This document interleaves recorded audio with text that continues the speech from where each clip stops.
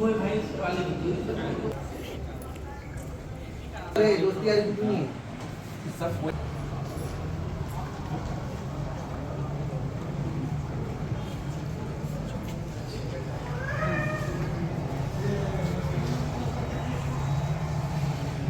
मामला यही था सर कि हम लोगों का ना ऑपरेटरों का, सब स्टेशन ऑपरेटरों का पेमेंट में कटौती किया जा रहा था।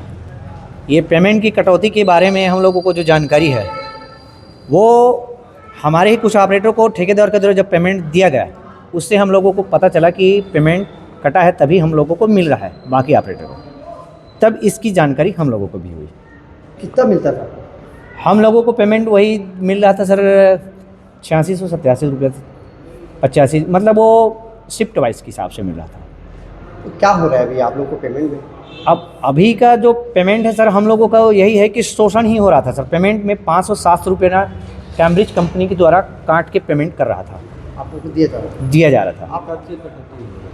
ये कटौती सर अपने को 43 महीने का कटा है। अभी आप लोग क्या चाहते हैं? हम लोग शासन प्रशासन से यही चाह रहे हैं सर कि हमारा जो पेमेंट में जो ठेकेदार बीच में माध्यम के रूप में आया है वो ठेकेदार सिस्टम ना करके सीधे डायरेक्टर विभाग के द्वारा दिया जाना चाहिए, ताकि ये जो बीच का माध्यम में बिचौलिया जो हो रहा है, शोषण हो रहा है ठेकेदार का, वो शोषण नहीं होना चाहिए। सीधा डायरेक्ट हम लोगों को विभाग के द्वारा ही पेमेंट किया जाना चाहिए।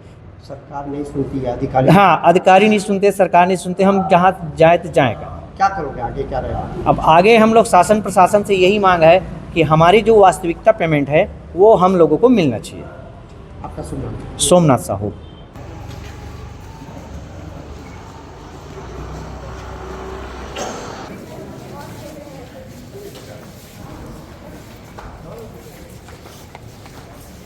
पास में